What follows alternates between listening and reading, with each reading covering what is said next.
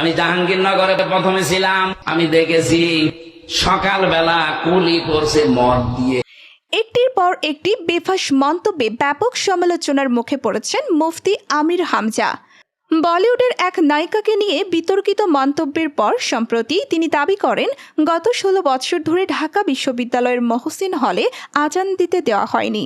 একটি ওয়াজ মাহফিলে দেওয়া এই বক্তব্য মুহূর্তেই ভাইরাল হয়ে যায় সামাজিক মাধ্যমে, আর তাতে শুরু হয় তীব্র সমালোচনা। শেষ পর্যন্ত বাধ্য হয়ে ক্ষমা চান তিনি, জানিয়েছেন, আমি আর এসবের মধ্যে নেই। মুসলিম হলের জায়গায় হয়ে গেছে মহসিন হল।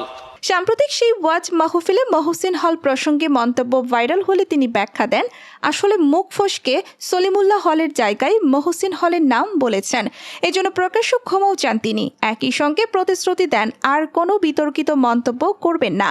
তার ভাষায়, আমি কোরআনের তাফসির ছাড়া আর কিছু বলবো না। কোনো বিষয়ই তুলনা করতে গেলেই জটিলতা তৈরি হয়। আমি আর এসব বলার মধ্যে নেই, ভুলে কথাটা বের হয়ে গিয়েছিল। বলিউড অভিনেত্রী রশ্মিকা মান্দানাকে নিয়ে করা মন্তব্য প্রসঙ্গেও আবারও দুঃখ প্রকাশ করেন তিনি। জানান, মা হওয়ার সৌন্দর্য বোঝাতে গিয়ে তুলনার ছলে ওই মন্তব্য করেছিলেন, যা ছিল তার ভুল। তবে ক্ষমা চাইলেও বিতর্ক থামেনি, বরং জাহাঙ্গীরনগর বিশ্ববিদ্যালয়ে মদের বোতল নিয়ে দেয়া তার বক্তব্য সামাজিক মাধ্যমে নতুন করে তোলপাড় তোলে।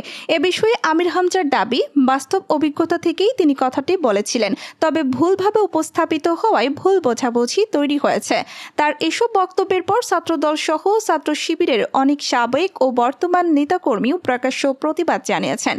রাজনৈতিক অঙ্গনেও উঠেছে সমালোচনার ঝড়। এরই মধ্যে কুষ্টিয়া 3 আসনে জামায়াতের মনোনয়ন পেলেও নির্বাচনের মাঠে নামার আগেই যেন তাকে ঘিরে ধরেছে বিতর্কের ঘূর্ণি। এখন প্রশ্ন একটাই, ক্ষমা প্রার্থনা করে কি তিনি থামাতে পারবেন সমালোচনার ঝড়, নাকি সামনে অপেক্ষা করছে আরও বড় কোনো সংকট?